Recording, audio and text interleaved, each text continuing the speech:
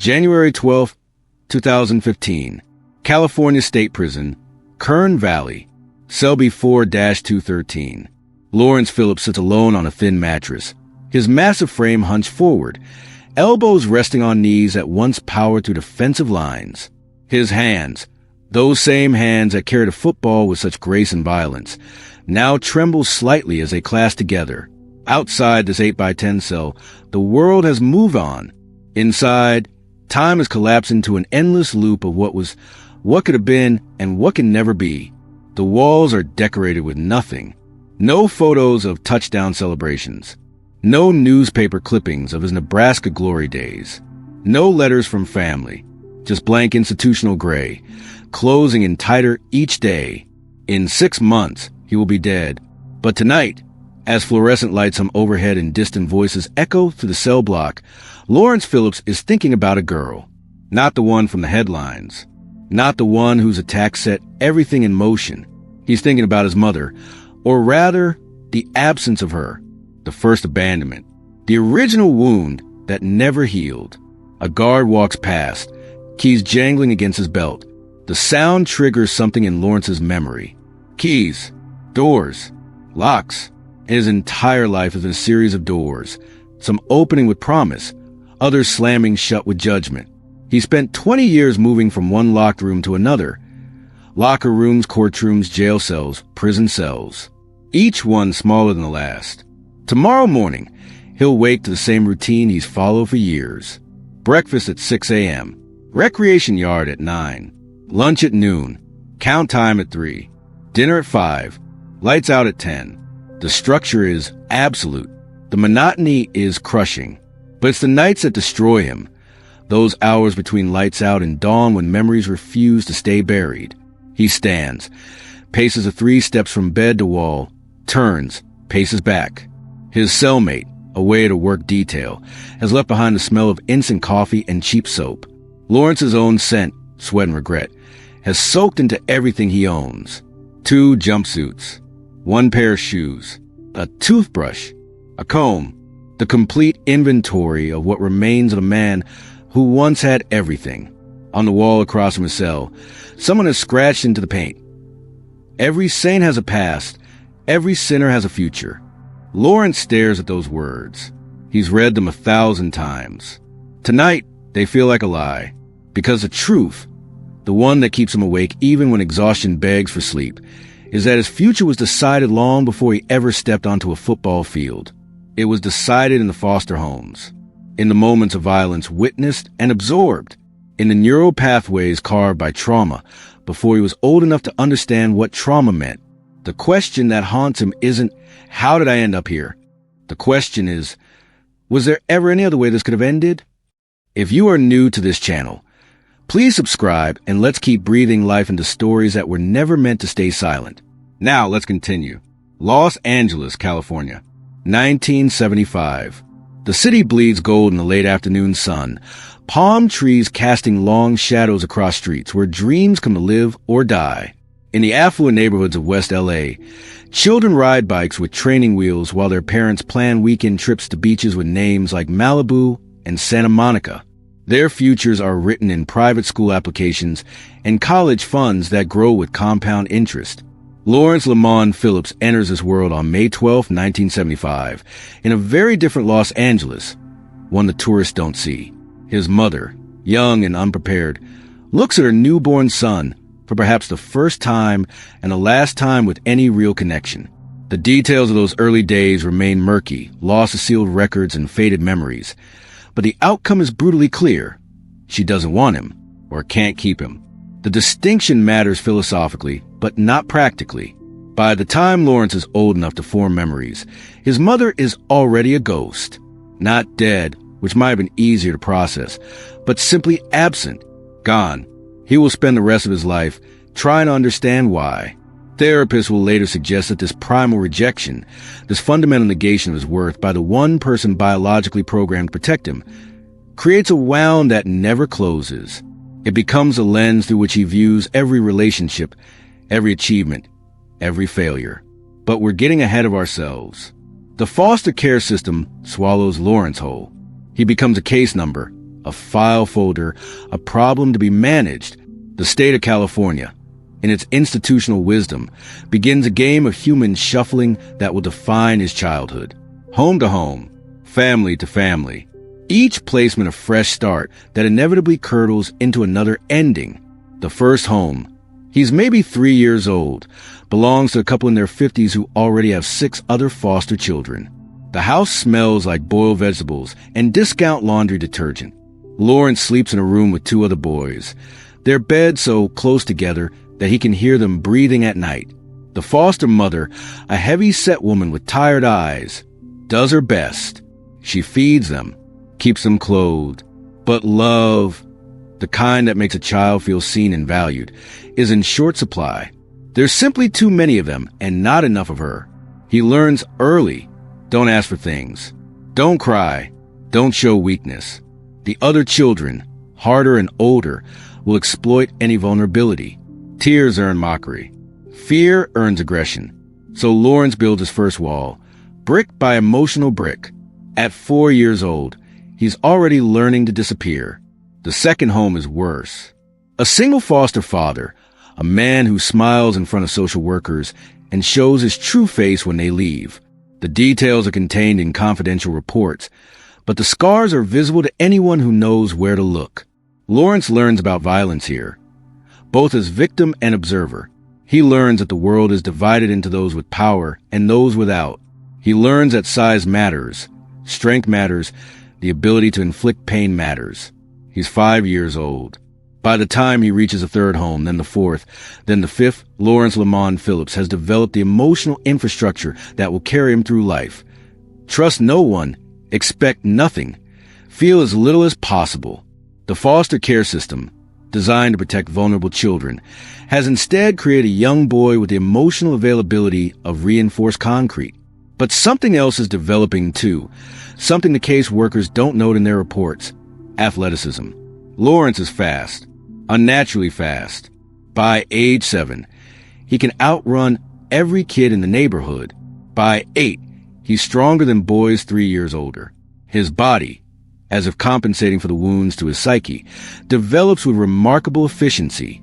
Muscles appear where other children have baby fat. Coordination emerges seemingly overnight. He discovers that his body can do things, extraordinary things, that earn him a currency he's never possessed before: respect. On the playground, during pickup football games organized by older kids, Lawrence experiences his first taste of being wanted, chosen, valued. Team captains fight over him. "I got Lawrence," they shout, and for those brief hours of running and catching and scoring, he belongs somewhere. The feeling is intoxicating. He's 9 years old when he realizes football isn't just a game, it's a way out. The group home squats at the end of a dead-end street, a 2-story structure that once might have been someone's proud family home, but now serves as warehouse storage for children nobody wants.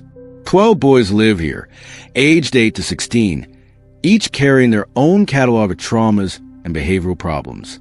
Lawrence, now 10 years old, has been here for 8 months, his longest placement yet.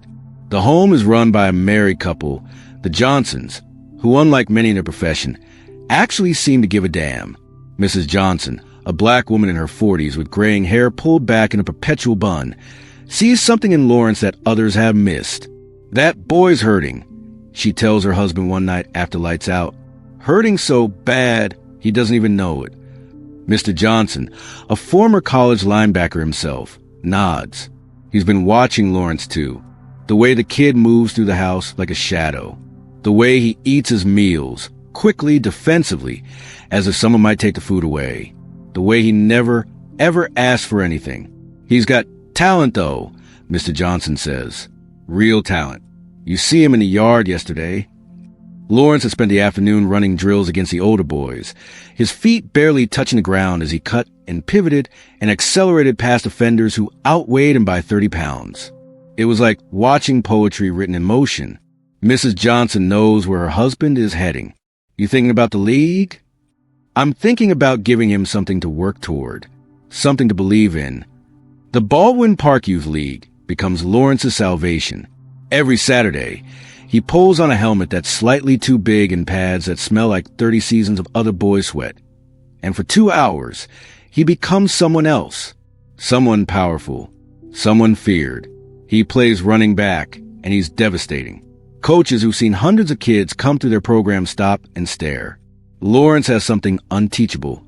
Vision. He sees the field in slow motion. Identify holes in the defense before they fully develop, making cuts that leave tacklers grasping air. And when he hits the hole, the acceleration is explosive. 0 to top speed in 3 steps. But it's not just his physical gifts that set him apart. It's his anger. On the field, all that accumulated rage, 10 years of abandonment and abuse and institutional neglect, finds a sanctioned outlet. Every carry is revenge. Every broken tackle is proof of survival. Every touchdown is a middle finger to everyone who ever gave up on him. He doesn't celebrate scores. He doesn't smile. He simply hands the ball to the referee and jogs back to the huddle, stone-faced, already thinking about the next play. His teammates are terrified of him. His coaches don't know what to do with him, but they keep feeding him the ball because when Lawrence Phillips runs, the team wins. And winning, in youth sports as in life, forgives many sins. At 11, he's dominating kids 3 years older. At 12, high school coaches are already making note of his name. At 13, he runs for 2,400 yards a season and scores 38 touchdowns. The local newspaper runs a feature, Baldwin Park's Secret Weapon. The article includes a photo of Lawrence in his uniform, ball tucked tight against his body, eyes focused downfield with laser intensity. The caption reads, "Phillips, running back or running away. Either way, you can't catch him." It's meant as praise. Lawrence reads it differently. His whole life, he's been running. Now, he's just getting paid for it. Well, not paid. Not yet. But the attention brings something almost as valuable: recruitment.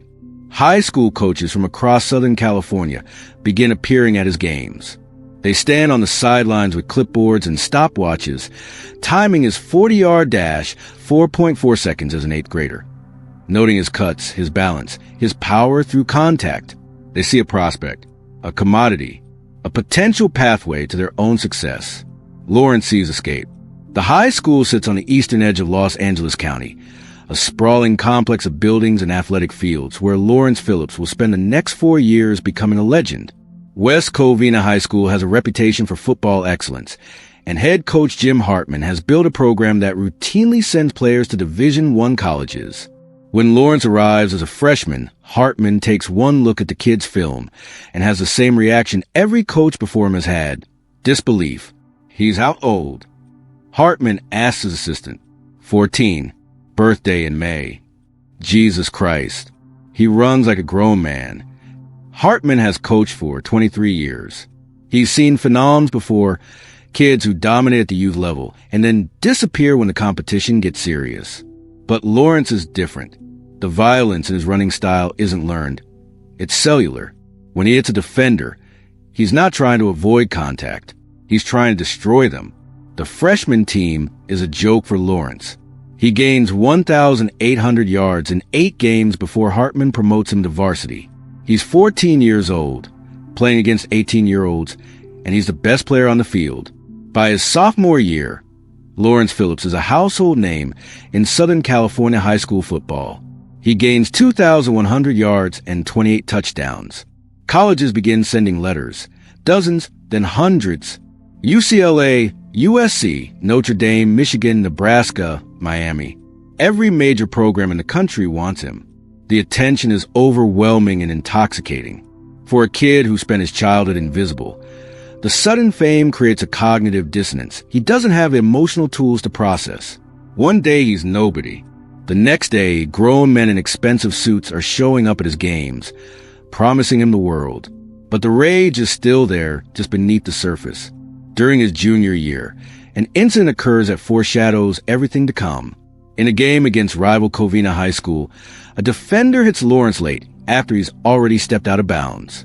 It's cheap, but not unusual. Defensive players often try to intimidate star running backs with extra physicality. Lawrence's response is immediate and terrifying. He drops the football, rips off his helmet, and charges a defender. It takes 3 coaches and 5 teammates to pull him away. He's screaming, spit flying from his mouth, veins bulging in his neck. The look in his eyes is pure murder. He's ejected from the game, suspended for the following week. The local sports pages debate whether his reaction was justified or excessive. Coach Hartman sits Lawrence down in his office Monday morning. "Son, you gotta control that temper." Lawrence stares at the floor, jaw clenched. "You listening to me?" Hartman presses. "You're gonna throw away everything if you can't control yourself." "He hit me late." Lawrence says quietly, "I know, and you reacted, but you can't do that. You're too talented, too important. You want to end up like all those other kids with potential who never made it? You want to be a cautionary tale." Lawrence looks up, meets his coach's eyes. "What do you know about it?" The question hangs in the air. What does Hartman know about growing up in foster care? About being abandoned? About learning that violence is the only reliable language? Nothing. He knows nothing. But he knows football, and he knows that Lawrence Phillips is his ticket to a league championship and maybe a promotion to a college job. So he does what coaches do. He protects his asset. Lawrence plays the next game, and the next, and the one after that. By his senior year, he's gained 6,400 career yards, a Southern California record.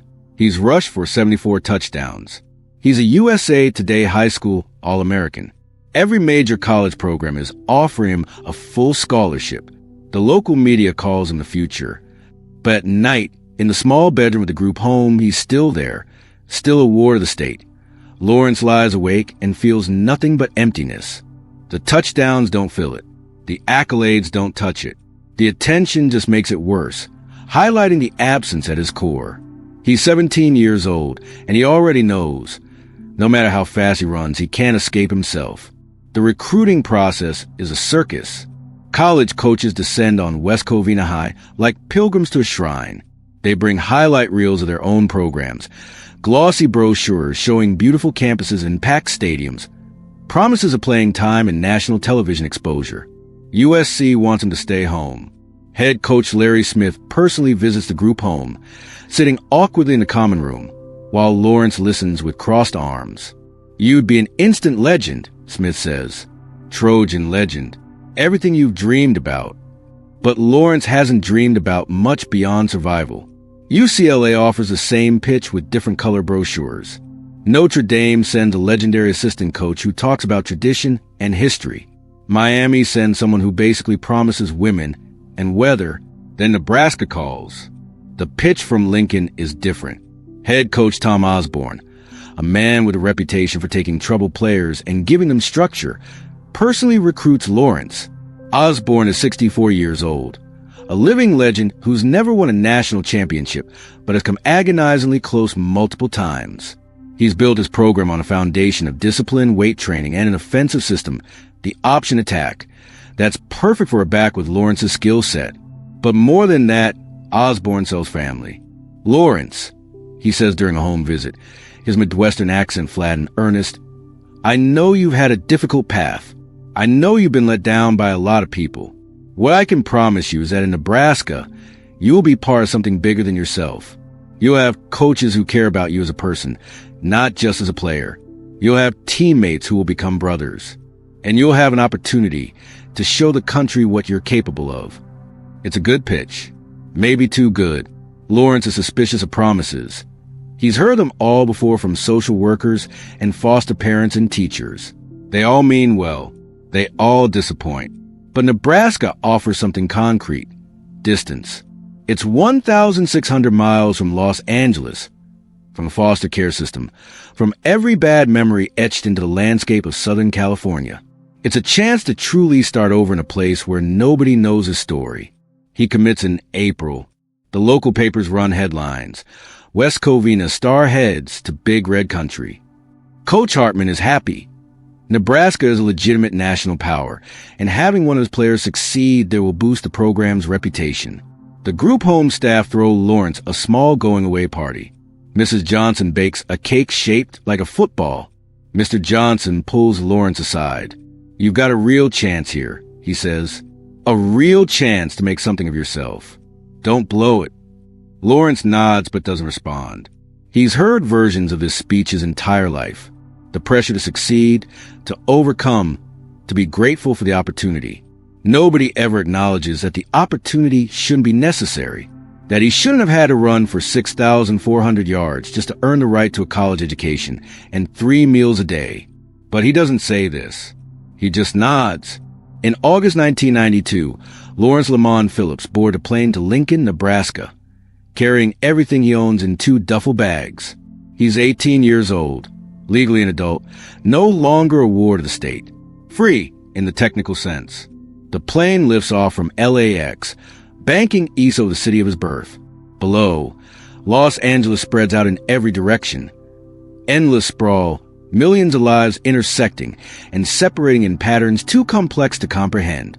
Lawrence looks out the window and feels nothing. He's leaving. That's all that matters.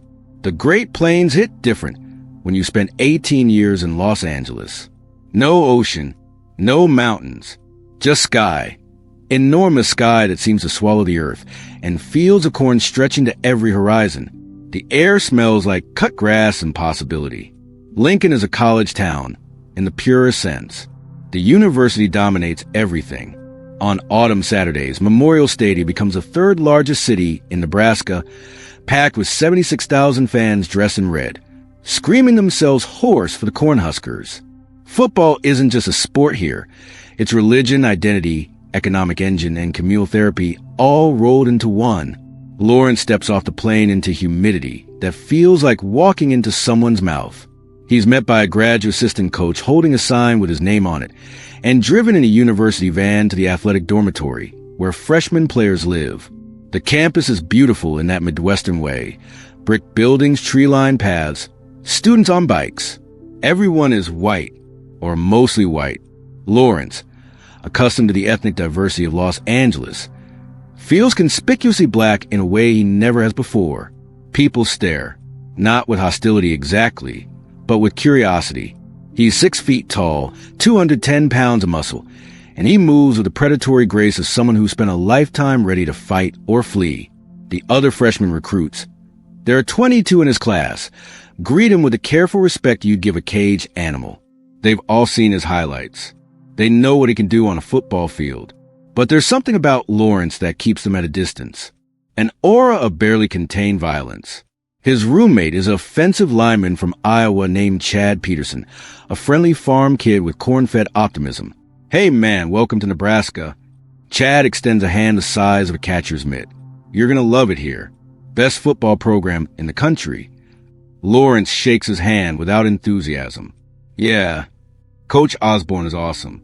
And the strength program. Man, you're gonna get so much stronger. Boyd Epley, the strength coach, he's a legend. Okay. Chad's smile falters slightly, but he recovers. So, where you from? California, right? L.A. Cool. I've never been. Is it like the movies? Lawrence drops his duffel bags on the unclaimed bed. No. The conversation dies. Chad eventually retreats to his own space, leaving Lawrence to unpack in silence. The room is standard dormitory issue. 2 beds, 2 desks, 1 shared closet, 1 window overlooking a parking lot. It's nicer than anywhere Lawrence has ever lived. It's also suffocating. That night, he lies in bed listening to Chad's steady breathing and stares at the ceiling. Through the thin walls, he can hear other freshman players talking, laughing, adjusting to their new lives. Most of them came from stable homes with parents who drove them to campus and helped them unpack. They have phone numbers to call when they're homesick, people who will ask about their classes and send care packages. Lawrence has none of that. He's completely alone. Again. Still, the next morning, training camp begins. Coach Tom Osborne runs his program with military precision. Players wake at 5:30 a.m. for strength training, attend position meetings at 7, go to practice at 9, have mandatory study hall in the afternoon, and film sessions in the evening. The schedule is relentless, designed to break down individual identity and rebuild in the image of the team. For most 18-year-olds, the transition is brutal. For Lawrence, it's familiar. His entire life has been institutions trying to mold him into compliance. The only difference is that here, His value is recognized. Here, his talent buys him patience. On the practice field, the gap between Lawrence and every other running back is immediately apparent. Nebraska has recruited several other highly touted backs, guys who were all-state selections, who dominated their high school conferences. Against Lawrence, they look ordinary. Offensive coordinator Milt Tenopir watches practice film that first week with growing excitement. "Tom, this kid is special. I mean, really special. Best back I've seen since Mike Rozier. Rozier won the Heisman Trophy in 1983. The comparison is not made lightly. But Osborne, who's been coaching for 20 years, is cautious. How's he handling everything else? Classes? Team meetings?" Tenopir hesitates.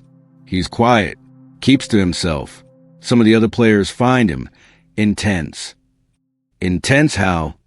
He doesn't socialize, doesn't joke around, just shows up, does his work, and leaves.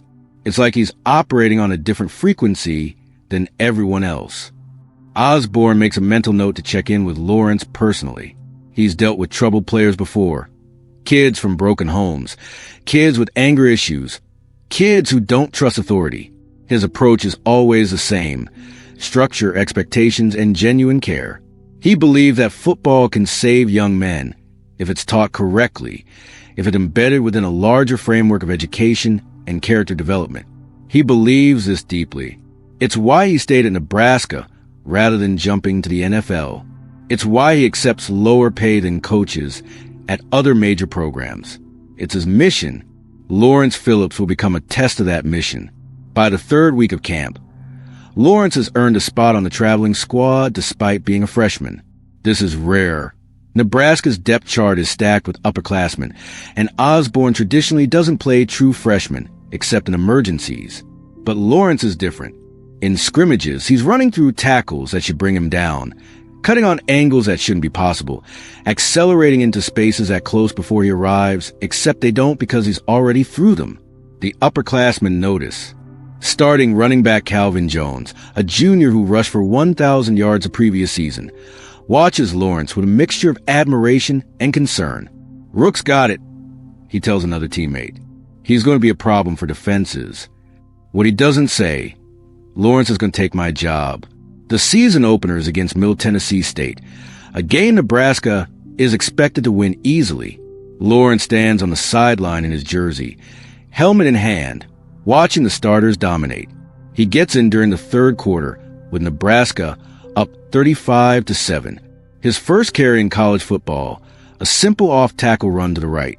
The hole is there. He hits it at full speed, breaks one tackle, then another, and suddenly he's in the secondary with nothing but grass ahead. He runs 64 yards for a touchdown. Memorial Stadium erupts. 76,000 people screaming his name, or at least a name on his jersey. Lawrence crosses a goal line and casually flips the ball to the referee. No celebration. No emotion.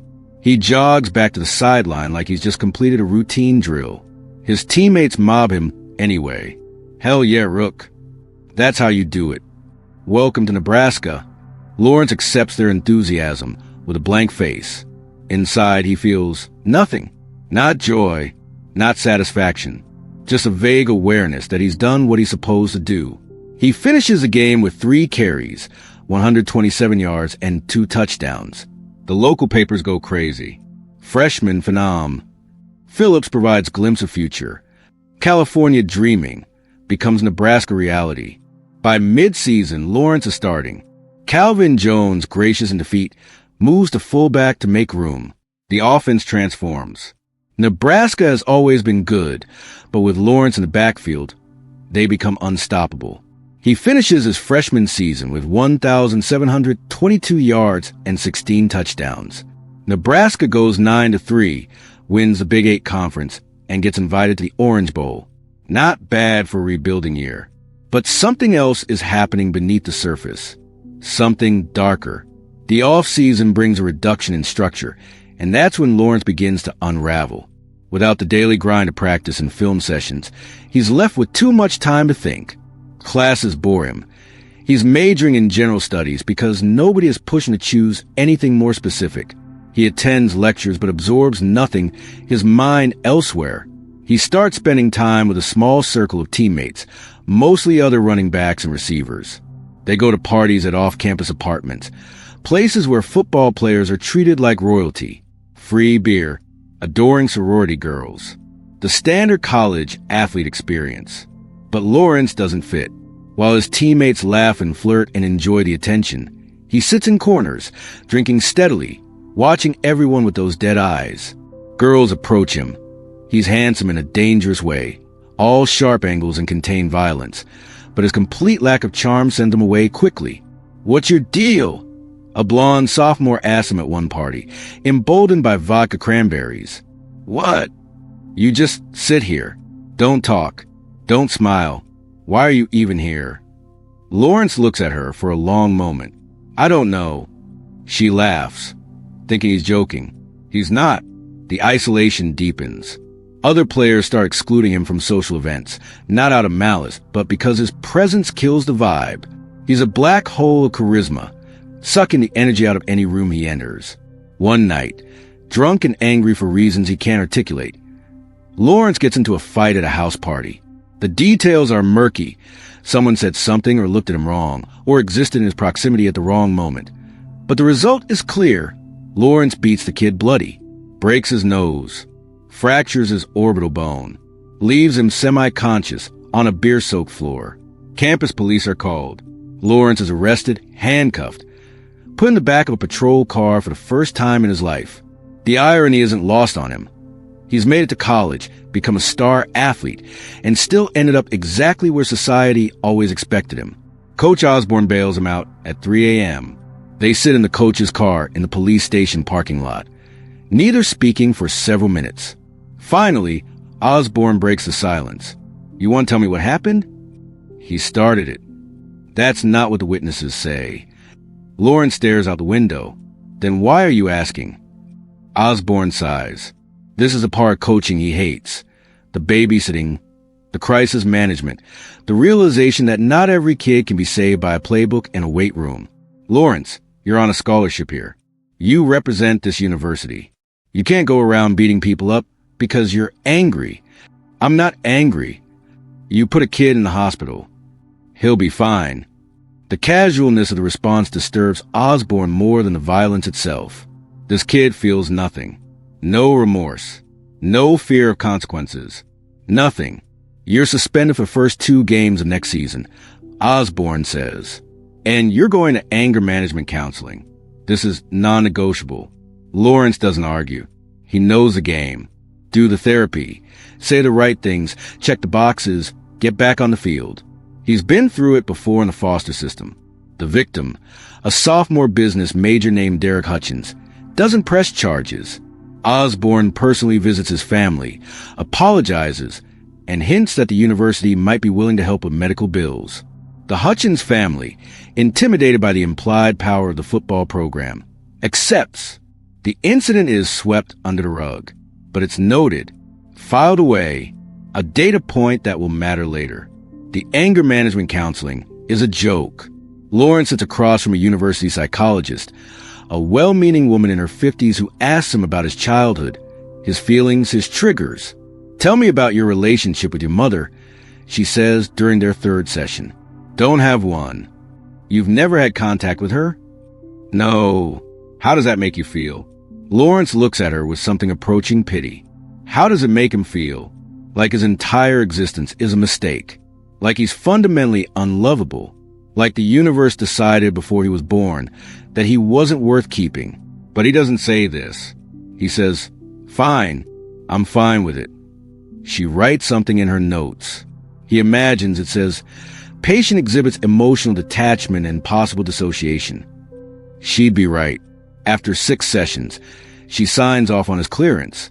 "I think Lawrence has made real progress in understanding his anger," she writes in her report to the athletic department. "With continued support, I'm confident he can manage his emotions appropriately." She's wrong, but she doesn't know that yet. The suspension is minor. 2 games against cupcake opponents that Nebraska wins by a combined score of 110-14. When Lawrence returns to the third game, a nationally televised matchup against UCLA at the Rose Bowl, he's rested, motivated, and hungry to prove himself. He gains 219 yards and 3 touchdowns. On his first touchdown, he breaks 4 tackles in the backfield, bounces outside, and outruns a UCLA secondary for 47 yards. The Los Angeles media, who covered him in high school, write glowing tributes. Hometown hero returns in triumph. Lawrence doesn't read them. He doesn't care. Nebraska finishes the regular season 11-0, ranked number 1 in the country. Lawrence rushes for 1,844 yards and 20 touchdowns. He's a Heisman Trophy finalist, finishing third in the voting behind Charlie Ward and Glenn Foley. The team heads to the Orange Bowl to face number 2 Florida State for the national championship. It's Nebraska's 4th title game appearance in 7 years, and they've lost all 3 previous attempts. The pressure on Coach Osborne is enormous. He's 66 years old, nearing the end of his career, and the national championship has eluded him for 2 decades. The game is a classic. Back and forth, physical, brutal. Lawrence gains 115 yards, but fumbles twice, both at critical moments. Nebraska loses 18-16 on a missed field goal as time expires. In the locker room afterward, grown men cry. Seniors who will never get another chance sit with their heads in their hands, processing the death of a dream. Coach Osborne gives a speech about pride and effort, and how they have nothing to be ashamed of. Lawrence sits alone, still in full pads, staring at nothing. He doesn't cry, doesn't speak, just sits. A reporter asks him later about the fumbles. "Do you feel like you cost your team the championship?" "No," Lawrence says flatly. "You don't think those turnovers were crucial?" "We lost as a team." "But..." "We lost as a team," Lawrence repeats and walks away. The media notes his lack of emotion, his seeming indifference to the loss. ESPN runs a segment questioning his passion for the game. Sports Illustrated publishes an article titled "The Enigma," inside the mind of Lawrence Phillips. They don't get it. They can't. To feel devastated by a loss, you first have to believe that winning matters. You have to invest emotionally in the outcome. Lawrence stopped investing emotionally in anything the day his mother gave him up. Football is what he does. It's not who he is. The off-season brings more accolades. He's named first-team All-American, Big 8 Offensive Player of the Year, Nebraska's MVP. His name starts appearing on early Heisman Trophy watch lists for the following season. Scouts from NFL teams begin attending Nebraska practices, evaluating Lawrence for the draft that's now just 2 years away. They see the talent. Everyone sees the talent. But they also see something that concerns them: unpredictability. In scouting reports, the word appears again and again: character concerns. Her name is Kate McEwen, and she's everything Lawrence isn't. Stable, middle class, emotionally available. She's a junior in Nebraska studying elementary education, a track athlete with a bright smile and unshakable Midwestern optimism. They meet at a summer party. She's there with friends. He's there because his teammates drag him out, insisting he needs to lighten up. They lock eyes across the room, and for reasons Kate will later struggle to explain, she's drawn to him. She approaches. "You're Lawrence Phillips." "Yeah, I'm Kate. I run track." "Okay." She laughs at his curtness, interpreting it as shyness rather than emotional unavailability. "Not much of a talker, huh?" "Not really." "That's fine. I can talk enough for both of us." And she does. For the next hour, Kate talks about her major, her family back in Omaha, her plans to teach second grade, her favorite movies, her opinion on everything from campus food to foreign policy. Lawrence listens, saying almost nothing, but he doesn't leave. His presence is enough encouragement for Kate to continue. At the end of the night, she asks for his number. He gives it to her, surprised by his own compliance. They start dating, though dating might be too generous a term. Kate wants a relationship, dinners, movies, conversation, emotional intimacy. Lawrence wants. He doesn't know what he wants. Company, maybe. The experience of feeling wanted, even if he can't reciprocate. Kate sees his distance as a challenge, a wall to be scaled. She's always been a fixer, someone who adopts stray cats, and befriends the lonely kids in class. Lawrence is her most ambitious project. "Tell me about your family," she says during one of their early dates. "Don't have one. Everyone has family." "I don't." She pushes. "What about your parents?" "Foster care." The revelation doesn't deter her. If anything, it activates her savior complex. This broken boy from California, this brilliant athlete with sad eyes, she can help him. She can love him enough to heal him. It's a beautiful thought. It's also delusional. The relationship quickly becomes toxic. Kate wants more than Lawrence can give. She wants him to open up, to share his feelings, to be vulnerable. Lawrence doesn't know how. His entire life has been about building walls, not tearing them down. When she pushes too hard, he shuts down completely. Days without returning her calls. Weeks of minimal communication.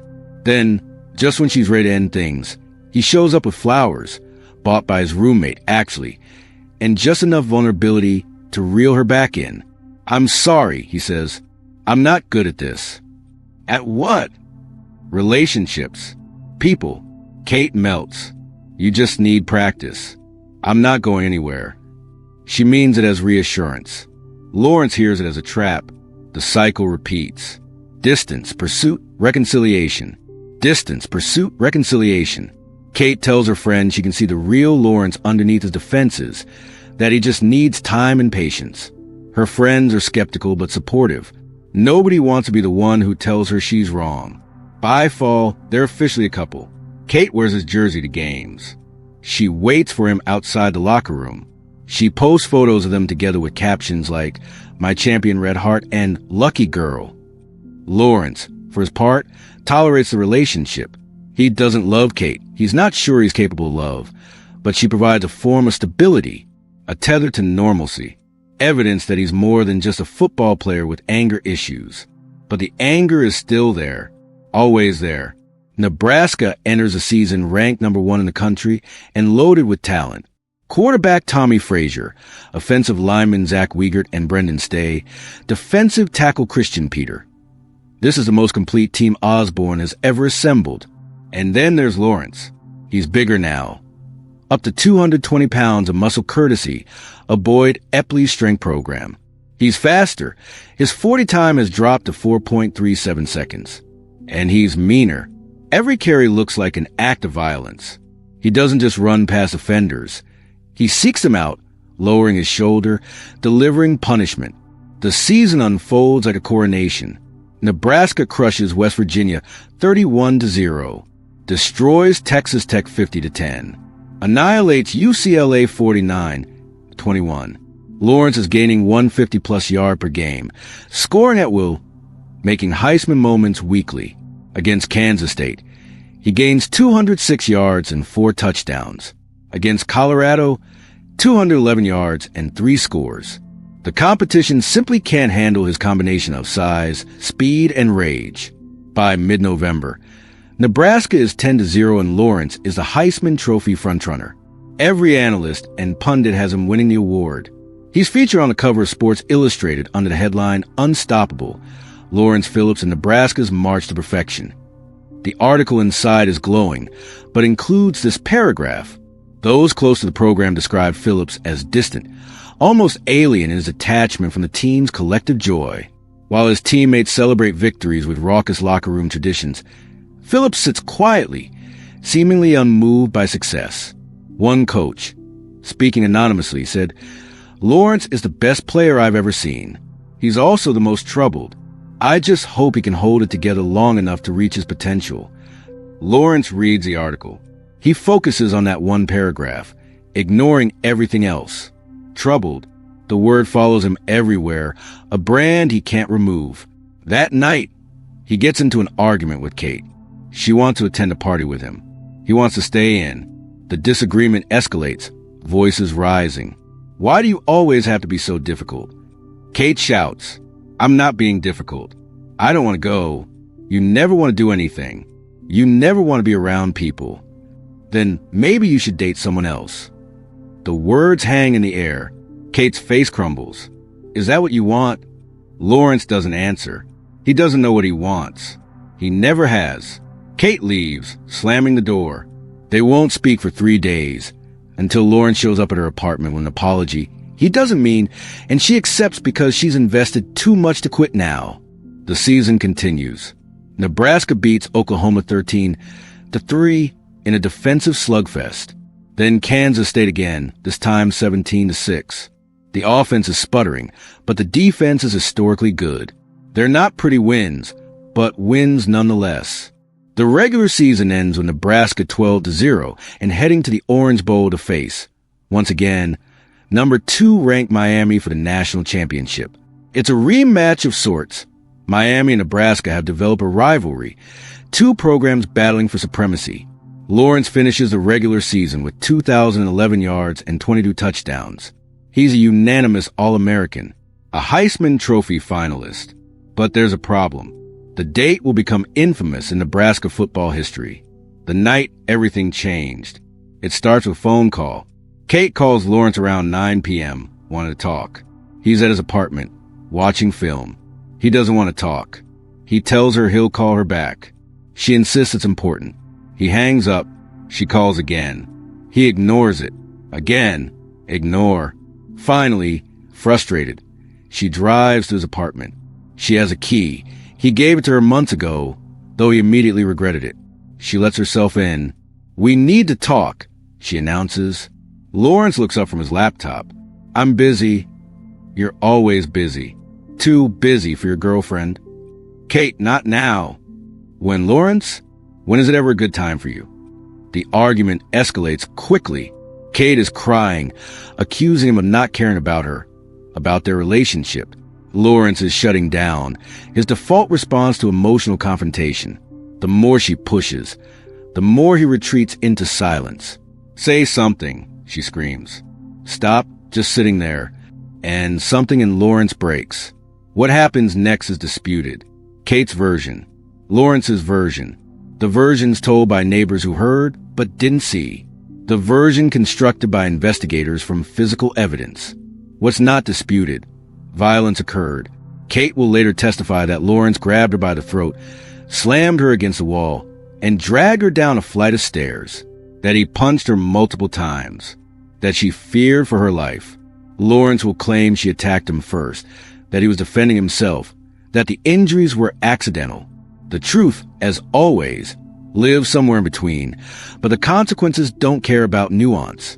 A neighbor calls 911. Police arrive to find Kate in the parking lot, face bruised, crying. Lawrence is inside his apartment, sitting on the couch, hands shaking. He's arrested without incident. By morning, the news is everywhere. Nebraska star arrested for assault. Heisman candidate accused of domestic violence. Phillips charged with battery. The university issues a statement. "We are aware of the incident involving Lawrence Phillips and are gathering facts. This behavior does not represent Nebraska values." Coach Osborne faces the most difficult decision of his career. The Orange Bowl is 6 weeks away. A national championship is within reach. Lawrence is his best player, possibly the best player in the country, but he's also allegedly beaten his girlfriend. Osborne suspends Lawrence indefinitely. The media applauds the decision. Women's advocacy groups demand he be kicked off the team permanently. Lawrence's teammates are divided. Some support him. Others distance themselves. Kate, meanwhile, is processing her own trauma. She's 20 years old, bruised and scared, thrust into a media spotlight she never wanted. People question why she went to his apartment, why she had a key, what she did to provoke him. The victim becomes a suspect. She is interviewed by police, by university officials, by reporters hungry for details. Each time she tells her story, she has to relive the worst night of her life.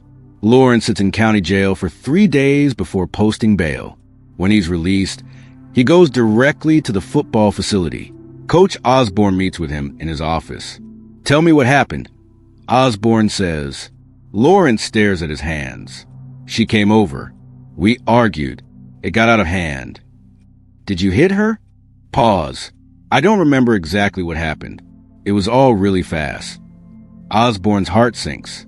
He's dedicated his life to helping young men, to believing in second chances. But this This is different. This isn't a bar fight or academic fraud. This is violence against a woman. I'm going to be honest with you, Lawrence.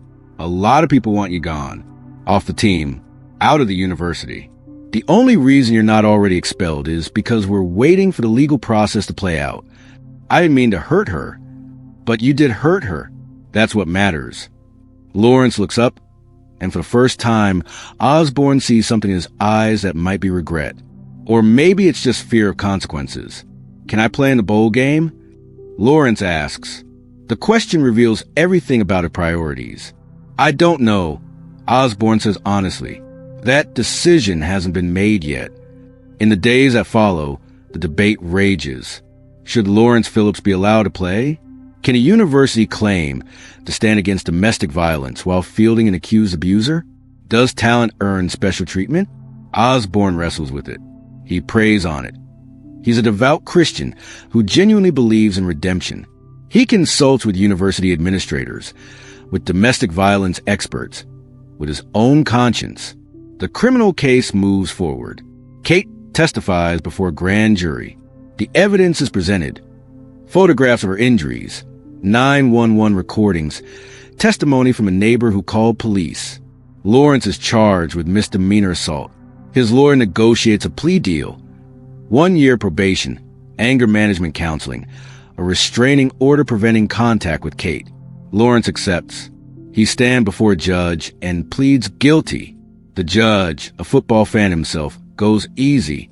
Mr. Phillips, you're a talented young man with a bright future. Don't throw it away. Do your counseling. Stay out of trouble. Make something of yourself. Lawrence nods. Yes, Your Honor. He walks out of the courtroom, a convicted criminal. The media is waiting. Cameras flash. Reporters shout questions. Lawrence, do you have anything to say to Kate? Lawrence, will you play in the Orange Bowl? Lawrence, do you think you deserve a second chance? He says nothing. His lawyer hustles him to a waiting car. They drive away. Coach Osborne's decision shocks the nation. Lawrence Phillips will be allowed to rejoin the team for the Orange Bowl. The backlash is immediate and severe. Women's groups protest. Editorials condemn the decision. The National Organization for Women calls for Osborne's resignation. Protesters appear outside Memorial Stadium carrying signs. Winning isn't everything, and no excuse for abuse. Osborne defends himself in a press conference that becomes legendary for all the wrong reasons. He explains that he believes in rehabilitation, in second chances, in not abandoning young men when they make mistakes.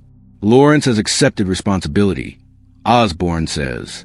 He's pleaded guilty, he's entered counseling, and he's committed to being better.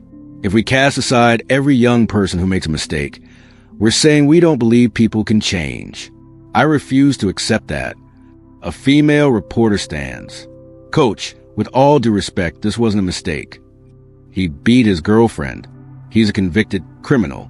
By allowing him to play, aren't you sending a message that football matters more than a woman's safety? Osborne's face tightens. I understand your concern, but I've spent 22 years coaching young men, many from difficult backgrounds. Lawrence comes from foster care. He never had parents, never had stability. Does that excuse what he did? Absolutely not. But does it provide context? Yes. And I have to believe, that with proper support, he can become a better person. The answer satisfies no one. Kate watches the press conference from her parents' home in Omaha. She's taken a leave from school, unable to face campus where Lawrence is treated like a hero and she's treated like a complication. When she hears Osborne's words, Lawrence comes from foster care. Something inside her breaks. So that makes it okay, she says to the TV. Because he had a hard childhood, he gets to hit me? Her mother, sitting beside her, squeezes her hand. Sweetie, maybe we should turn this off. But Kate can't look away. She needs to know if the world will hold Lawrence accountable or if, as she suspects, his talent will buy him forgiveness. The answer becomes clear. Talent buys everything. Lawrence rejoins the team in late December. His teammates greet him warily.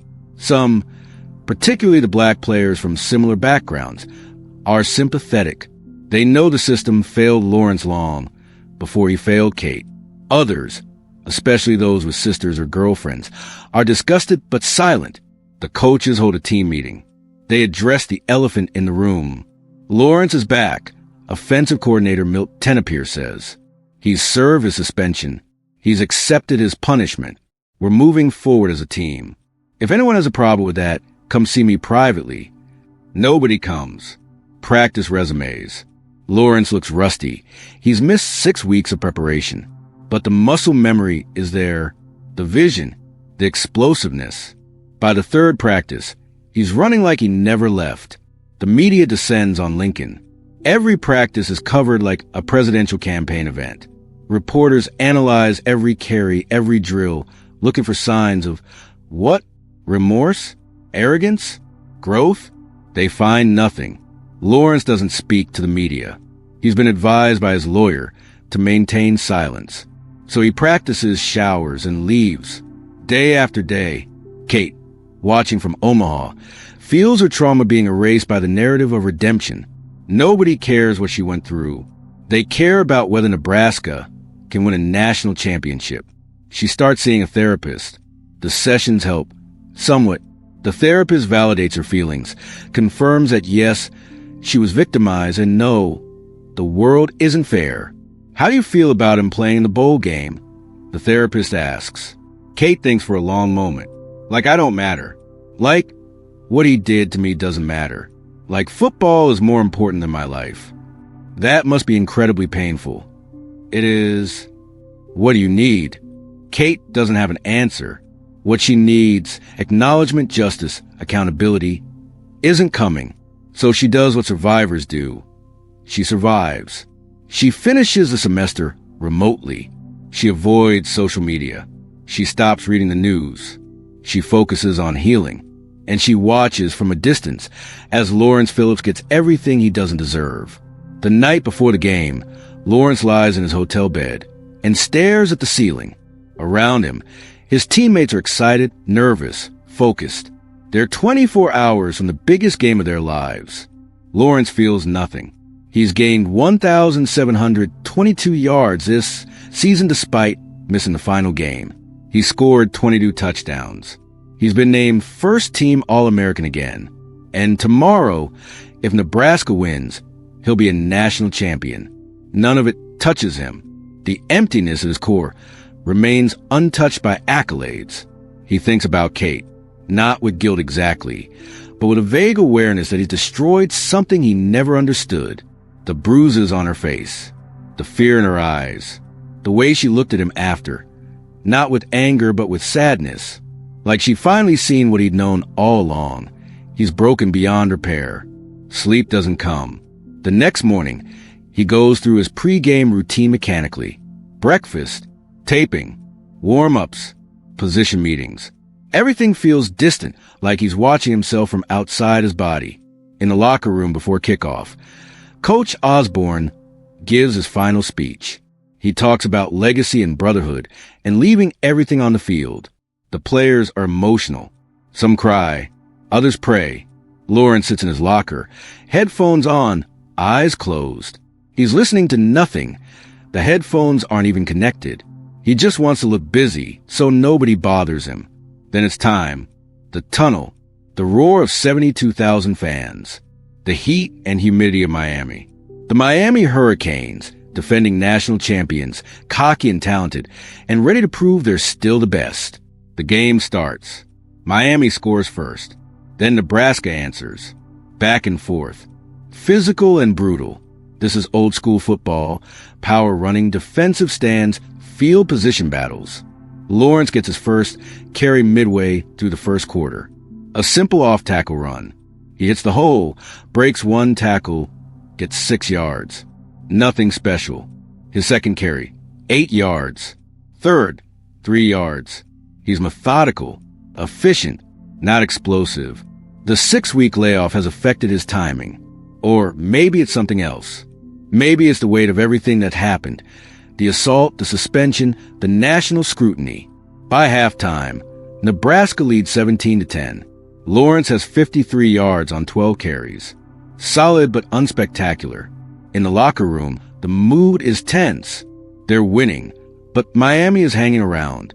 One big play could shift momentum. Coach Osborne pulls Lawrence aside. "You okay?" "Yeah." "You look tired." "I'm fine." "We need you in the second half. The game's going to be won on the ground. Your legs, your will. Can you give me that?" Lawrence nods. "Yeah." The second half begins. Nebraska gets the ball first. 3 plays, 3 runs by Lawrence, 14 yards total. First down, 3 more runs, 18 yards. Another first down. The Cornhuskers are imposing their will. Defensive line, massive and experienced, is dominating Miami's defensive front. Lawrence is making highlight plays. He's making tough yards. 3 here, 5 there, keeping the chains moving. This is a Nebraska way. Control the clock. Wear down the defense. Break their spirit through relentless, physical football.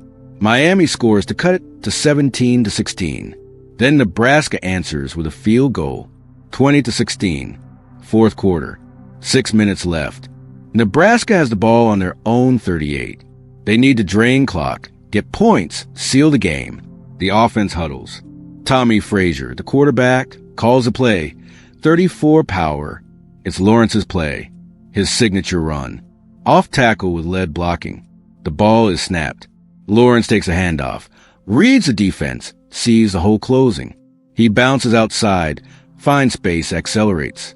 A linebacker takes an angle. Lawrence doesn't try to avoid him.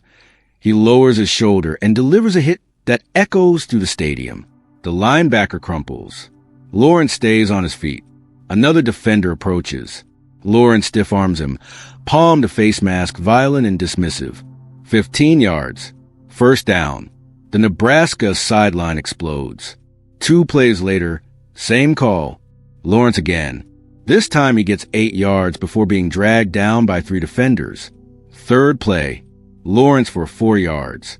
Fourth play. Lawrence for 6. Miami's defense is exhausted. They've been on the field for 8 straight minutes.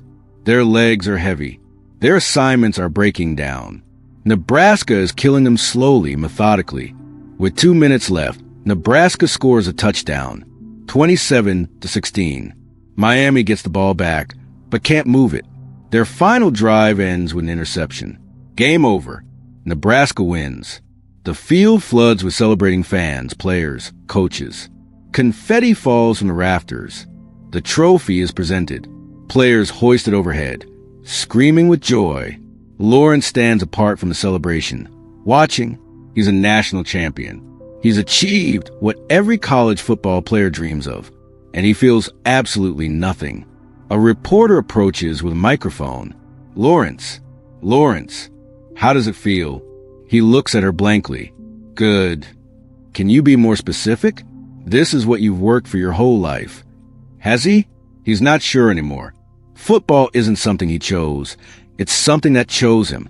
A escape from foster care. A ticket to relevance. But did he ever actually want it? Or did everyone around him want it for him? "It's great," he says, adjusting his answer. "The team worked hard." What does this mean for your NFL future? There it is.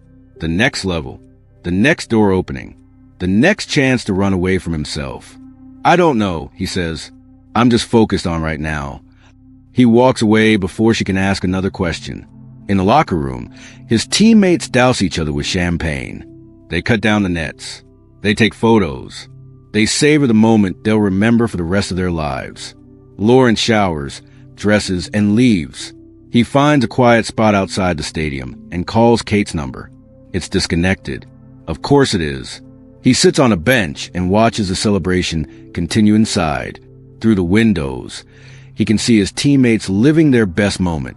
He should be with them. He should be happy. Instead, he's alone.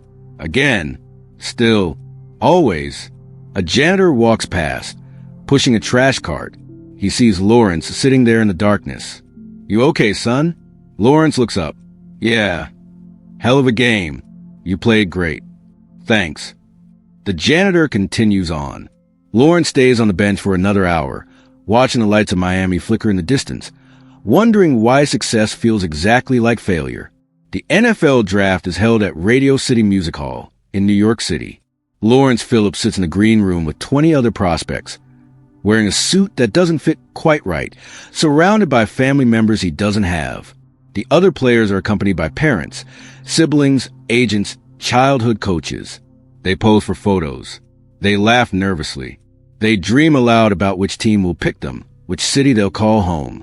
Lawrence sits alone in a chair against the wall, hands folded, watching the spectacle.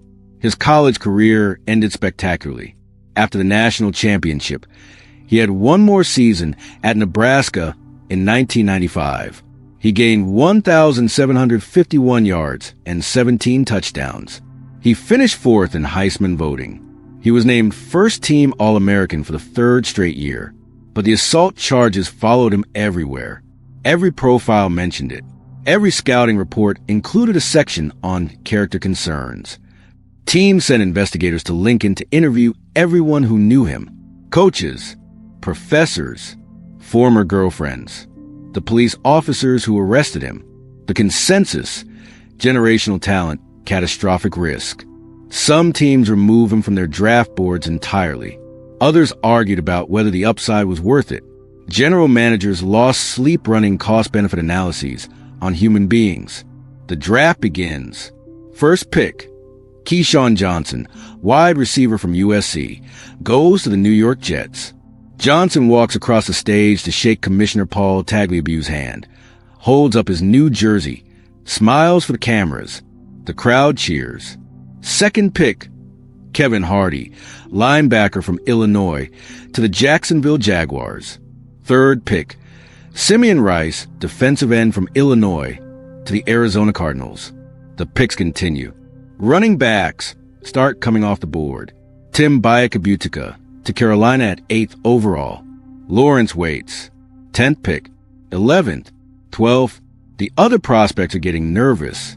Being here means you expect to go in the first round. Each pick that isn't your name is a small humiliation, a public diminishment of your value. Lawrence remains expressionless. He knew this would happen. Teams are scared. They see the talent, but also see the headlines. Nebraska star suspended for assault. Phillips pleads guilty to battery. Trouble back, faces uncertain future. The first round ends. 28 players selected. Lawrence Phillips is not among them. Round 2 begins. The St. Louis Rams, picking 6 in the round, are on the clock.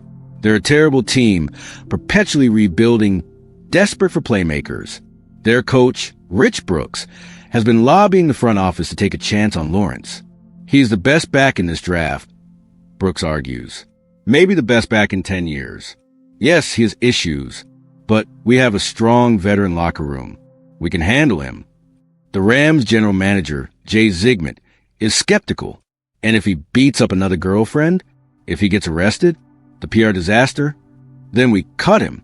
But if he works out, we got a franchise running back for pennies on the dollar. The math is compelling. The Rams select Lawrence Phillips with the 34th overall pick.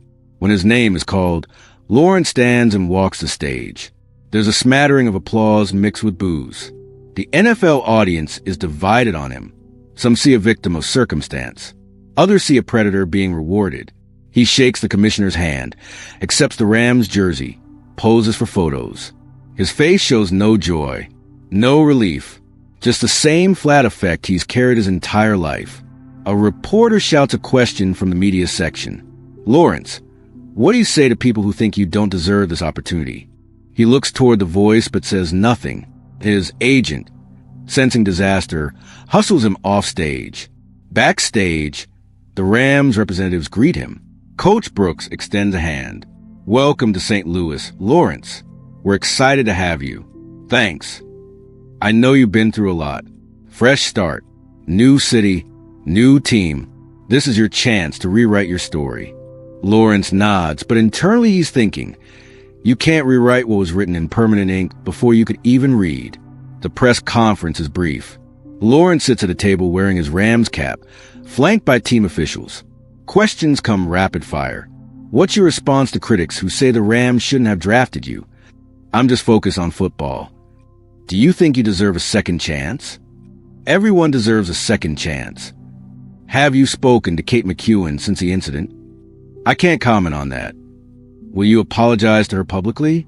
I've apologized privately. That's between us. The answers are coached, carefully calibrated to avoid saying anything that could be used against him. But the delivery, monotone, detached, makes him seem unremorseful. One female reporter, bolder than the rest, stands. Mr. Phillips, domestic violence affects 1 in 4 women. You've been convicted of assault. Don't you think you have a responsibility to speak out against violence, to be a role model? Lawrence stares at her for a long moment. The room goes silent. Everyone waits for his response. I made a mistake, he says finally. I've paid for it. I'm moving forward. That's it? That's all you have to say? His agent interrupts. That's all the questions we have time for today. Thank you, everyone. The press conference ends. Lawrence is hustled out a side door into a car to the airport. He flies to St. Louis that night. As the plane climbs through the clouds, Lawrence looks out the window at the lights of New York disappearing below. Another city, another fresh start, another chance to be someone he's not sure he can be.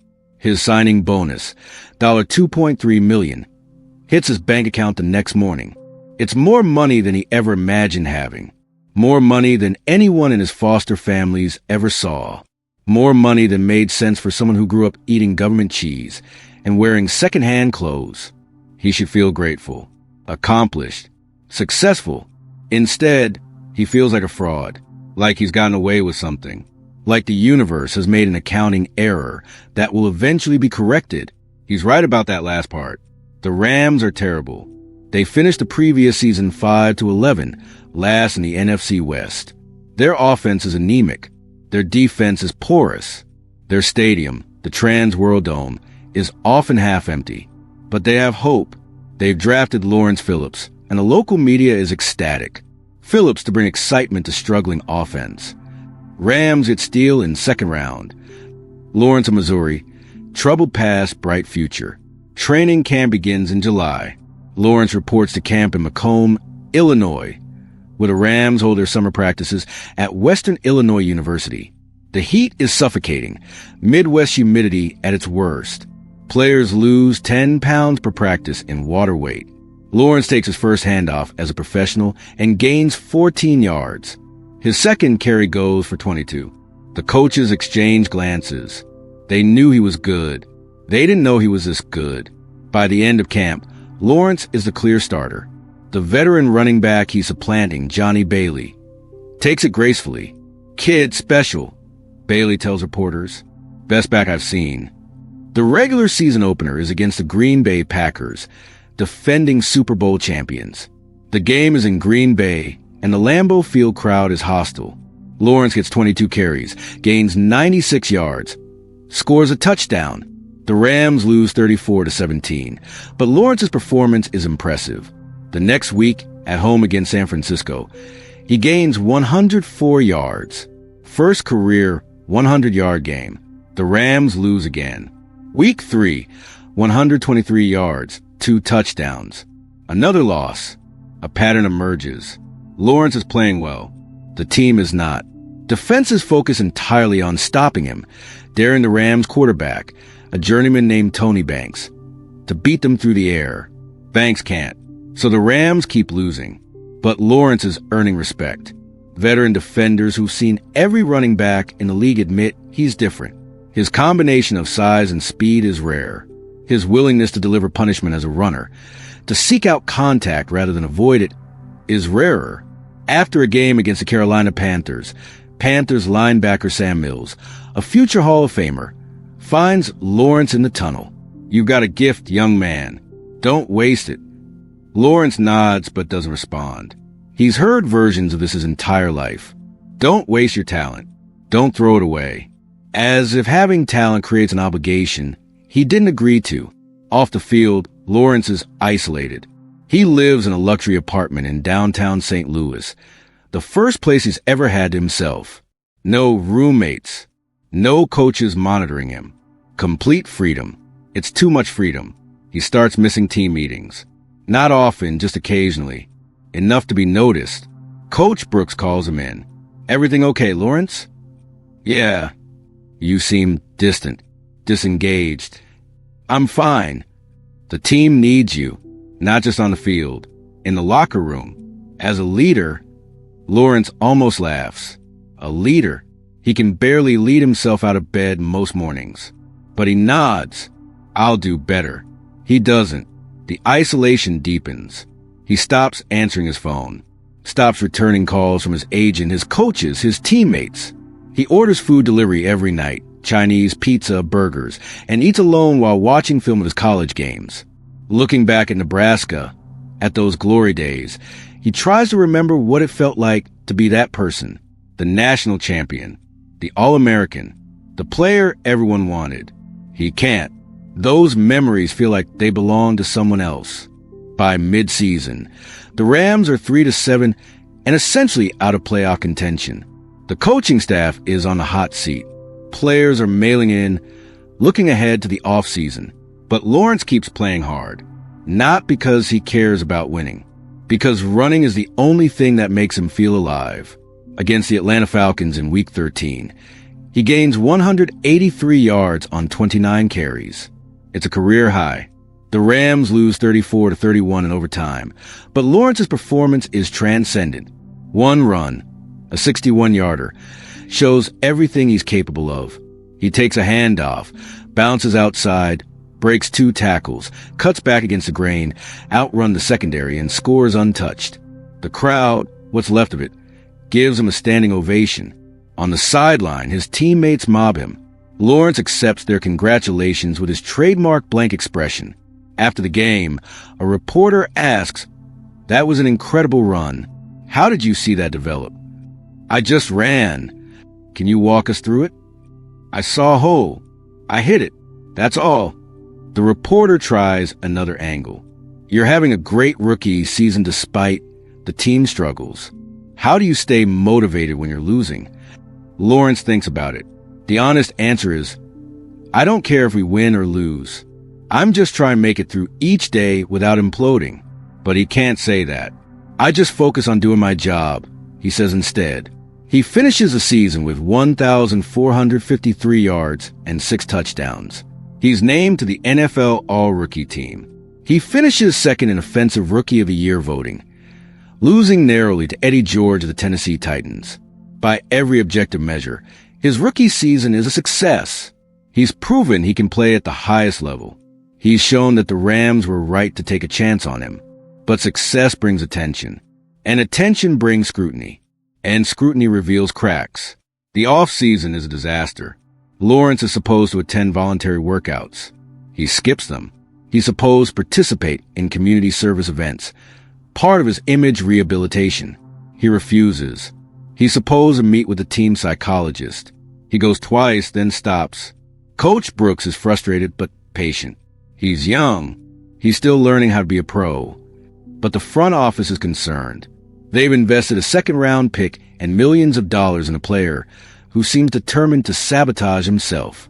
The warning signs are everywhere. Lawrence shows up late to meetings, misses curfews, gets into arguments with coaches over play calls.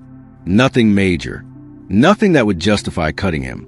Just a steady accumulation of minor infractions that suggest a bigger problem. In June, he's arrested for drunk driving. He's stopped at a checkpoint in downtown St. Louis, blows a .11 BAC, and spends a night in jail. The Rams release a statement. "We're disappointed in Lawrence's decision-making. He will face consequences." The consequences: a 2-game suspension and mandatory alcohol counseling. "You don't know what you're talking about," he says, voice low and dangerous. "Then explain it to me. Help me understand why a former NFL player can't even hold down a job at McDonald's." Because he's shouting now, standing fists clenched. "Because I'm a fucking failure. Okay? Is that what you want to hear? That I failed? That I had everything and I blew it? That I'm exactly what everyone said I was?" Amalia stands her ground. "I want you to take responsibility. Stop blaming the world and fix your life. What happens next is horribly familiar." Lawrence grabs her, shoves her into a wall. When she tries to leave, he blocks the door. She screams. He hits her, Once. Twice. A neighbor calls 911. Police arrive to find Amelia with a split lip and bruises forming on her arms. Lawrence is sitting on the couch, head in hands, crying. He's arrested. Again, charged with domestic violence. Again, booked into San Diego County Jail. Again, the media, which had mostly forgotten about him, remembers former Nebraska star arrested for domestic abuse. Lawrence Phillips can't escape violent past. Troubled RB faces felony charges. But the coverage is muted compared to 1994. Lawrence Phillips isn't a Heisman candidate anymore. He's just another washed-up athlete with a criminal record. Hardly newsworthy. Amelia testifies against him. Unlike Kate, who was pressured to minimize her injuries, Amelia wants justice. She tells the judge exactly what Lawrence did, shows her bruises, explains how terrified she was. Lawrence pleads guilty. He's sentenced to 10 days in jail and 3 years probation. The judge, looking at his record, is stern.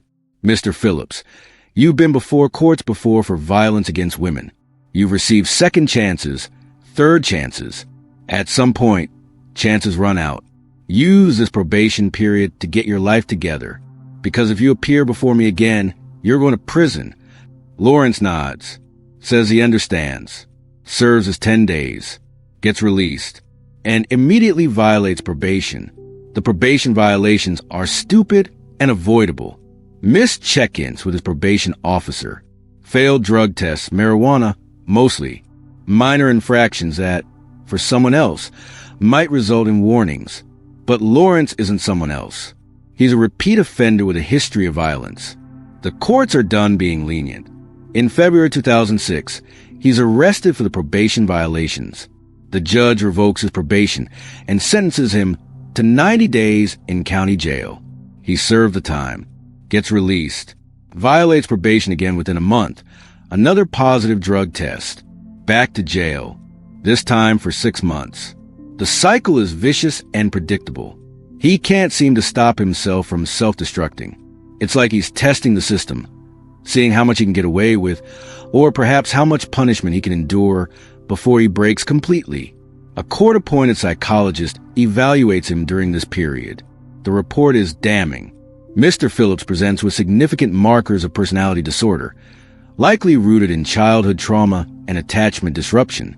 He demonstrates emotional dysregulation, impulsivity, and profound inability to form healthy relationships. His prognosis for rehabilitation without intensive intervention is poor. Mr. Phillips appears to be a man at war with himself, unable to reconcile his past trauma with his present circumstances.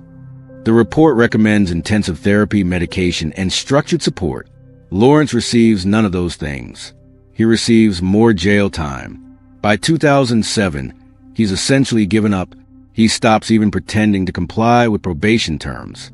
He knows where this is heading. Prison. Real prison, not county jail. And part of him welcomes it. In prison, there are no expectations, no disappointed coaches, no squandered potential, no questions about what could have been. In prison, he's just another inmate, anonymous, irrelevant. The final straw comes in August 2008. Lawrence is living in his car again, parked outside a gym in Los Angeles. Early one morning, he's confronted by 3 men who claim he owes money to a dealer. Lawrence doesn't remember owing anyone money, but his memory is foggy from years of substance abuse. The confrontation escalates. One of the men pulls a knife. Lawrence, falling back on instinct honed through a lifetime of violence, fights back. He breaks one man's jaw, fractures another's ribs. The third runs. Police arrive. Lawrence is arrested and charged with assault with a deadly weapon. His fists, given his size and strength, qualify. The charge is enhanced because of his prior convictions. This time, the prosecutor wants blood. Your Honor, Mr. Phillips has been given chance after chance. He's proven he cannot function in society. He's a danger to others, particularly women. We're asking for the maximum sentence. Lawrence's public defender, overworked and underpaid, mounts a half-hearted defense, points to his troubled childhood, his mental health issues, his history of being failed by systems meant to help him. The judge is sympathetic, but firm. Mr. Phillips, I do believe you've been dealt a difficult hand in life. But at some point, you have to take responsibility for your choices. You're 33 years old. You've had opportunities most people never get, and you've squandered every single one. I'm sentencing you to 31 months in state prison. Lawrence shows no emotion. He's led away in handcuffs. California State Prison, Bakersfield. That's where he's sent. A medium security facility housing about 2,000 inmates. It's not the worst prison in California, but it's not pleasant. Lawrence adapts quickly. Prison is just another institution, and he's been navigating institutions his entire life. He keeps to himself, doesn't join gangs, doesn't start fights, just does his time. Other inmates recognize him. Yo, you that Nebraska running back? Used to be. Damn, man. You were nice. I had you on my fantasy team. Cool. That's usually where the conversations end. Lawrence's complete lack of interest in reminiscing makes him uninteresting to befriend. He works in the prison library, shelves books, helps illiterate inmates practice reading. It's quiet work, which he appreciates. The library is one of the few places in prison where violence is rare. He reads voraciously. Fiction, mostly. Fantasy novels where heroes overcome impossible odds. Love stories where broken people find redemption. Autobiographies of famous people who turn tragedy into triumph. He reads them and feels nothing. These stories are fairy tales. Real life doesn't work like that. Nobody rides in to save you. You don't get a third-act redemption arc. You just exist day after day until you don't. He's released in June 2010, having served his full sentence with no early release for good behavior. He walks out of prison with $200 in gate money, a bus ticket to Los Angeles, and absolutely no plan. Freedom is worse than prison. At least in prison, the structure was provided. Wake up, eat, work, recreation, sleep, no decisions, no responsibilities. Out here, Lawrence has to figure out how to live, and he has no idea how. He crashes with a distant cousin in South Central LA, sleeps on a couch, looks for work, finds nothing. Who wants to hire an ex-con former athlete with a violent history? He tries to reconnect with the football community, reaches out to old Nebraska teammates. Most don't respond. The few who do are polite but distant. They've moved on with their lives, careers, families, suburban houses. Lawrence is a reminder of paths not taken, potential squandered. He calls Coach Osborne's office at Nebraska, leaves a message. It's never returned. He tries to find Kate McEwen. Not to apologize, it's too late for that, but he doesn't know. See if she's okay? Confirm that someone made it out whole? He finds her on Facebook. She's married, has 2 kids. Her profile picture shows her smiling at a beach somewhere, husband's arm around her shoulders, children playing in the sand. She looks happy, genuinely happy. Lawrence stares at the photo for a long time. This is what healing looks like. This is what it means to move on. He'll never have that. He knows it with certainty. In December 2012, Lawrence drives to San Diego. He has no specific plan, just a vague sense of unfinished business. He finds Amalia's house. She's remarried too. He watches from his car as she leaves for work, her new husband kissing her goodbye at the door. They look happy too. Everyone is happy. Everyone has moved on. Everyone except him. He drives back to LA, gets drunk, gets in a fight at a bar, gets arrested for public intoxication and disturbing the peace. The pattern holds. He can't escape it. He can't escape himself. In April 2013, while living in a homeless shelter in Bakersfield, Lawrence is accused of assaulting a woman he was dating. The details are murky, both parties drunk, but the woman has bruises and Lawrence has history. He's arrested. Again, charged with domestic violence. Again, but this time, something else emerges during the investigation. Something much worse. Detectives investigating the domestic violence case discover that Lawrence has been sending threatening letters to his ex-girlfriend from years prior. The letters are disturbing, violent fantasies, detailed descriptions of what he wants to do to her. Then they find something else. Lawrence has been driving for a rideshare company, picking up passengers in his beat-up Honda. On April 11, 2013, one of his passengers goes missing. Her name is Kendra Woodard. She's 34 years old, mother of two. She ordered a ride from her apartment to the grocery store. She never arrived. Her family files a missing persons report. Police check her phone records, see she ordered a ride, identify the driver, Lawrence Phillips. They bring him in for questioning. He's calm, almost cooperative. Did you pick up Kendra Woodard on April 11th? I don't remember. I pick up lots of people. Your records show you accepted her ride request. Then I guess I did. Where did you take her? I don't know. I told you, I don't remember. The detectives push harder. They have evidence. Phone records, GPS data from his car showing he drove to a remote area outside Bakersfield, far from any grocery store. Lawrence's story changes. Okay, yeah, I remember her. We got into an argument. She was rude. I told her to get out of my car. In the middle of nowhere, she said she'd walk. A 34-year-old woman in the desert? That's what she wanted. It's a lie. Obviously a lie. The detectives know it. Lawrence knows they know it. But without a body, without physical evidence, they can't prove anything. They release him. 2 weeks later, a hiker finds Kendra Woodard's body in a ravine 12 miles outside Bakersfield. She's been dead for weeks. Cause of death, blunt force trauma to the head. She was beaten to death. DNA evidence under her fingernails matches Lawrence Phillips. He's arrested at the homeless shelter where he's been staying. Doesn't resist. Doesn't seem surprised. Charged with first-degree murder. The trial takes 2 years to get to court.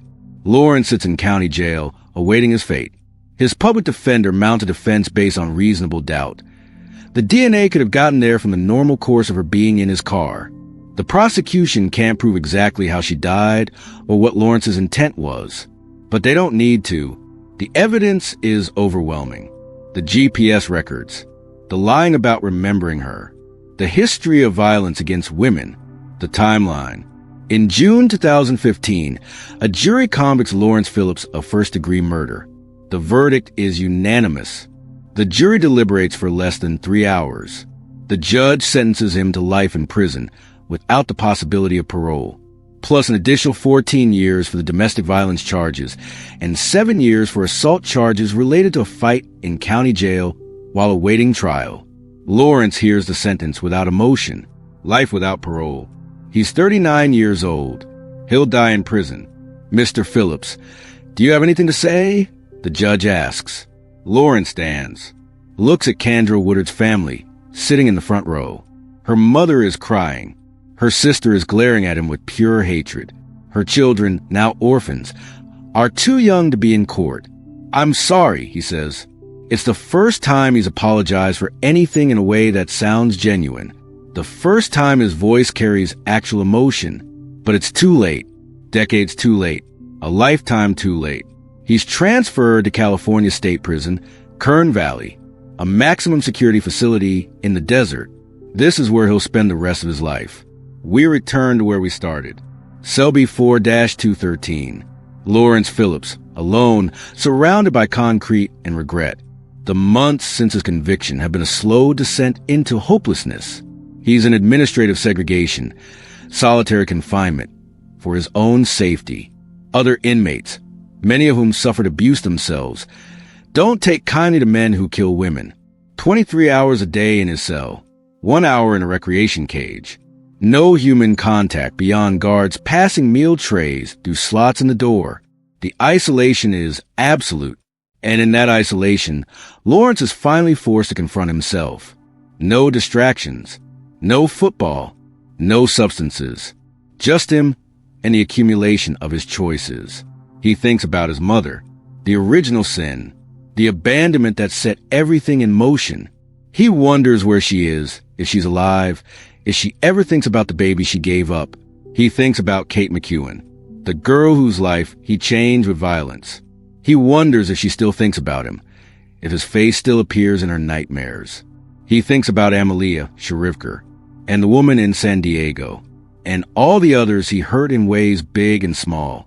And he thinks about Kendra Woodard, the mother of two, who just want a ride to the grocery store. The final victim of a lifetime of unprocessed trauma. Could it have been different? That's the question that tortures him. If his mother had kept him, if the foster homes had been better, if someone, anyone, had seen the wounded child beneath the athletic talent and actually helped him heal, or was he always going to end up here? Was the violence so deeply embedded that no intervention could have saved him? He doesn't know. He'll never know. On January 12th, 2016, just after midnight, Lawrence Phillips uses the bedsheet from his cot to hang himself. A guard finds him during the 2 a.m. cell check. He's already dead. The prison issues a statement. Inmate Lawrence Phillips was found unresponsive in his cell. Staff performed life-saving measures but were unsuccessful. The death is being investigated as a suicide. The news makes national headlines, but briefly, Lawrence Phillips has been forgotten by most of America. He's a footnote now, a cautionary tale, an answer to a trivia question. Whatever happened to that Nebraska running back? The obituaries are brief and focus on his football accomplishments. Former Nebraska star Lawrence Phillips dead at 40. They mention the Orange Bowl, the All-American honors, the Heisman Trophy finalist status. They mention the assault on Kate McEwen, often in passive voice. Phillips was involved in a domestic violence incident during his college career. They mention his brief NFL career and its premature end. Some mention the murder conviction. Others omit it entirely, unable to reconcile the athlete they remember with the killer he became. Kate McEwen sees the news while making breakfast for her children. She stops, spatula in hand, and stares at the TV screen, showing Lawrence's Nebraska highlights. She feels complicated emotions, relief that he can't hurt anyone else, sadness for the life that was wasted, anger that he chose to end his own pain rather than truly confront what he'd done. And underneath it all, a question: did I ever really matter to him? Or was I just an obstacle that got in his way? She'll never know, and that not knowing will always bother her, even as she continues living her good life with her kind husband and beautiful children. Kendra Woodard's mother hears the news and feels robbed. She wanted Lawrence to suffer, wanted him to spend decades in a cell, thinking about what he did. His suicide feels like an escape, one final act of selfishness. He took the easy way out, she tells reporters. He killed my daughter and then killed himself. He never had to truly pay. Coach Tom Osborne, now 88 years old and long retired, is asked for comment. He releases a statement through the University of Nebraska. I'm deeply saddened by Lawrence's death and by the tragic path his life took. He was a talented young man who never overcame the trauma of his childhood. I wish I could have done more to help him. My prayers are with all those who were hurt by Lawrence, especially the family of Kendra Woodard. The statement is diplomatic, compassionate, and completely inadequate to capture the complexity of what happened. Because here's the truth that nobody wants to say: Lawrence Phillips was both victim and victimizer. He was both tragic and terrible. He was damaged by systems that failed him, and then he damaged others because he was too broken to do anything else. There are no heroes in this story, no villains, just human beings colliding with each other in ways that create catastrophic outcomes. The foster care system failed him, but he failed Kate, and Amalia, and Kendra. Society failed to recognize and treat his trauma, but he failed to seek help to do the work of healing. Coaches and institutions prioritized his talent over his wellness, but he used that talent as a license to avoid accountability. Everyone involved made choices, and those choices led here. A cell in California State Prison, a bedsheet tied to a ventilation grate, a body swinging gently in the darkness. The story of Lawrence Phillips is not a football story. It's a tragedy written in the language of America's failures. It's about what happens when we identify talent in children but ignore trauma, when we reward performance but punish vulnerability, when we build systems designed to exploit rather than nurture. Lawrence Phillips never had a chance. Not really. The day his mother gave him up, his fate was probably sealed. Every foster home, every act of violence witnessed or experienced, every moment of abandonment carved pathways in his brain that made healthy relationships nearly impossible.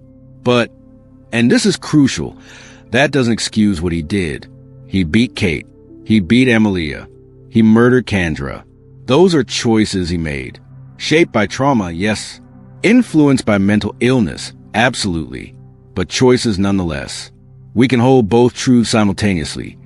Lawrence Phillips was failed by society, and he failed others. He deserved help, and he deserved accountability. His death is tragic, and the world is safer without him. That's uncomfortable. We want simpler stories. Heroes and villains. Redemption arcs and just deserts. We want to believe that talent plus opportunity equals success, or that evil is innate and recognizable. But life is messier than that.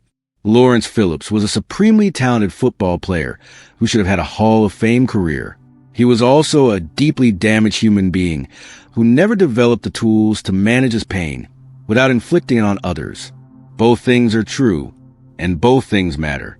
If we learn nothing else from his story, we should learn this. Athletic talent cannot heal childhood trauma. Touchdowns cannot substitute for therapy. And no amount of yards gained on a football field can outrun the demons created by abandonment and abuse. The system that created Lawrence Phillips, foster care, amateur athletics, college sports, professional football, is still operating exactly as it did. Right now, there are children in foster care who will age out with no support. There are talented athletes being pushed toward careers they don't want. There are warning signs being ignored because winning matters more than wellness.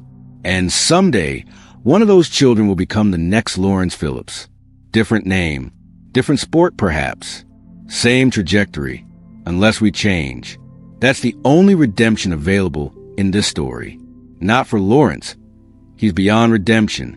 But for us, for the systems we build, for the values we prioritize, for the way we treat the most vulnerable among us. Lawrence Phillips died alone in a cell, age 40, having spent more time in institutions than in freedom, having hurt more people than he helped, having wasted one of the most extraordinary athletic gifts anyone had ever seen. His last words, according to a note found in his cell, were simple. "I'm sorry for everything. I didn't know how to be better. It's not enough. It will never be enough. But it's all he had left to give." In the end, Lawrence Phillips ran out of yards, out of chances, out of time, and most of all, out of hope that he could ever be anything other than what his worst moments made him. He was right about that. And that might be the saddest part of all.